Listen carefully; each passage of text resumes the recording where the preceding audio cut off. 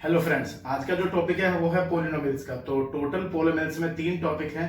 जैसे first of all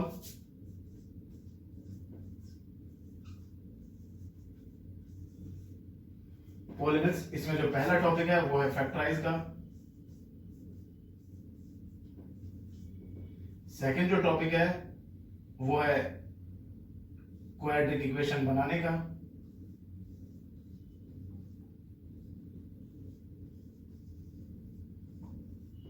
और जो थर्ड टॉपिक है वो है पोलिनोमियल्स को डिवाइड करने का।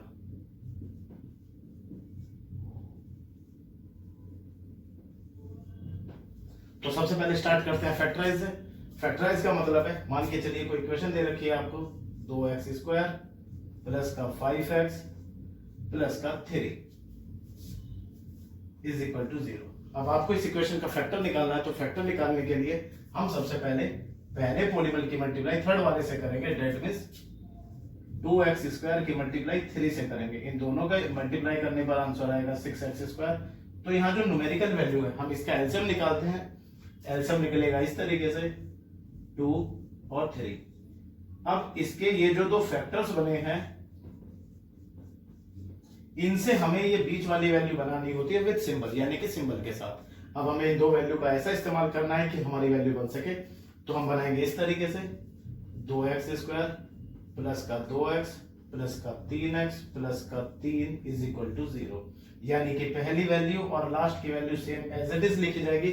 बीच वाली वैल्यू के लिए जो हमने एलसीएम के फैक्टर्स आएंगे उनसे बनाओगे। अब पहली दो वैल्यूज में क्या क्या कॉमन है, 2 और x, तो बचा क्या x प्लस 1।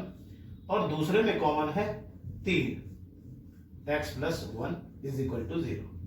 तो अब जो ब्रैकेट में दो हैं उनको लिखते हैं x प्लस 1 और दूसरा जो है वो है 2x प्लस 3।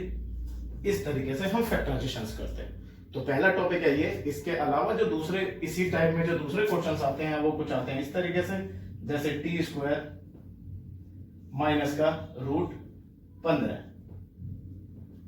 अब ये इसमें तो 3 वैल्यू थी, अब इसमें तो 3 वैल्यू है नहीं। तो हम इसे किस तरीके से सॉल्व करेंगे, हम इसे सॉल्व करेंगे आइडेंटिटी लगाकर। आपने 8th और 9th में आइडेंटिटीज पढ़ी थी जो थी a² minus b² is equal to a plus b और a माइनस बी। अब चूंकि 15 का स्क्वायर रूट नहीं होता है, इसलिए हम इसे किस तरीके से सॉल्व करेंगे, इसे लिखेंगे t प्लस रूट का 15 और t माइनस का रूट 15। ओके। और अगर ये वैल्यू रूट 15 की जगह रूट 9 होती तो 9 जो होता है वो रूट 3 का स्क्वायर रूट होता है। इसलिए जब हम यहां लिखते कि t प्लस 3 और t माइनस का 3, जैसे मैं समझा देता हूं, t² माइनस का 9 है। अब ये जो वैल्यू होती है t² माइनस का 3², डेट मींस अब ये वैल्यू मेरी ये आइडेंटिटी बन गई है। अब मैं इसे t प्लस 3 और t माइनस 3 करके सॉल्व कर दूंगा। ओके। तो फर्स्ट टॉपिक तो ये था। अब सेकंड की तरफ चलते हैं। अब जो हमारा सेकंड टॉपिक है वो है क्वाड्रेटिक इक्वेशन का। क्वाड्रेटिक इक्वेशन बनाते कैसे हैं, तो सबसे पहले क्वाड्रेटिक इक्वेशन के लिए हमारे पास दो चीजें होनी जरूरी है। सबसे पहला सम ऑफ जीरोस, जिसका फॉर्मूला होता है माइनस का b अपॉन a, और दूसरा होता है प्रोडक्ट ऑफ जीरोस, जिसका फॉर्मूला होता है c अपॉन a। अब इस कंडीशन में इसके बाद जो क्वाड्रेटिक इक्वेशन का जो फॉर्मेट है वो है ax² plus minus bx plus minus c is equal to 0।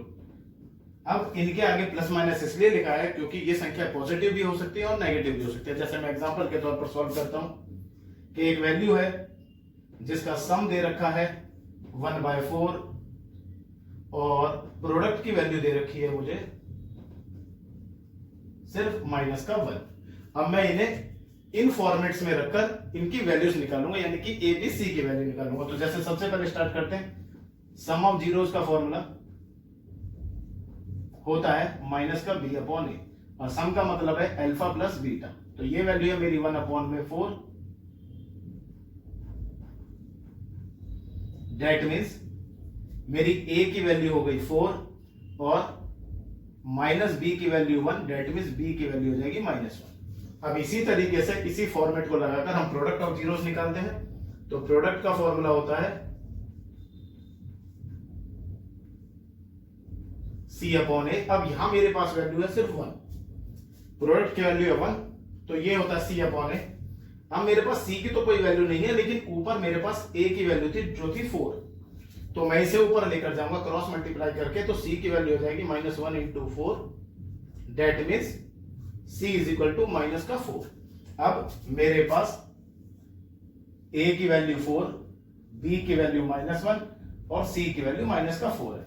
अब जो मेरे पास क्वाड्रेटिक इक्वेशन का फॉर्मेट है, मैं इसे लगाकर सॉल्व करता हूं। ए की वैल्यू है 4 यानी कि दैट मीन्स 4x², बी की वैल्यू है -1 दैट मीन्स माइनस का x, सी की वैल्यू है माइनस का 4 that means 4 is equal to 0। तो ये जो मेरी बनी, ये मेरी बनी इक्वेशन।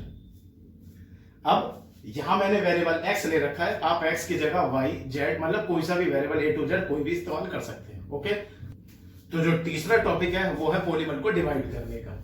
अब डिवाइड करते किस तरीके से है?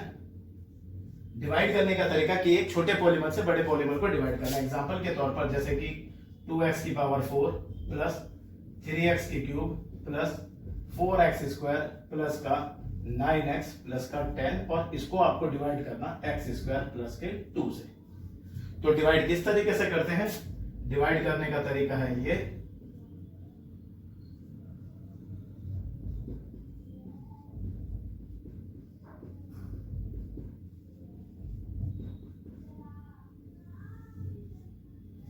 अब डिवाइड करने का जो फॉर्मेट है वो ये है कि पहले सबसे बड़ी पावर को सब्ट्रैक्ट करेंगे। इसको बताने से, सॉल्व करने से पहले मैं कुछ चीजें बताता हूं। हम एक बार में मिनिमम एक वैल्यू को काटते ही काटते हैं। इसके अलावा सबसे पहले सबसे बड़ी पावर सब्ट्रैक्ट होगी, चाहे वो कोई भी है, या 4 हो या 3 हो या 2 हो, जो भी हो। तो ये है x² और पहली संख्या 2x की 4, तो x² को 2x की पावर 4 के बराबर पहुंचाने के लिए मुझे चाहिए 2x²। तो 2x की मल्टीप्लाई x² से करी तो 2x की पावर 4, अब 2x² की मल्टीप्लाई 2 से करूंगा तो ये हो जाएगा 4x²। अब लाइन खींचकर जो नीचे वाली संख्या है उसके सिंबल हम कन्वर्ट कर देते हैं, क्योंकि सब्ट्रैक्ट करना होता है तो दोनों ही के सिंबल अपोजिट हो जाएंगे, ये इससे कट जाएगा, ये इससे कट जाएगा। अब जो रिमेनिंग बचा है, जैसे हम नॉर्मल डिवाइड में वैल्यूज निकाला करते थे, उसमें एक एक वैल्यू को उतारते थे, यहां आप एक साथ पूरी वैल्यूज को उतारोगे। जैसे 3x की क्यूब 9x प्लस का 10। अब ये है हमारा x², ये है मेरा 3x की क्यूब। तो सबसे पहले 3x से, तो 3x की क्यूब, 3 2 जा 6 माइनस माइनस, ये कटा, यहां से बचा 3x और ये बचा 10। अब ये मेरा x² और ये मेरा x, डेट मीन्स अब ये कटना पॉसिबल नहीं है, तो डेट मीन्स ये हो जाएगा मेरा रिमाइंडर और ये मेरा हो जाएगा क्वोटिएंट। अगर आपको मेरी वीडियो पसंद आए और लाइक हो तो इसे शेयर करें और सब्सक्राइब करें। Thank you.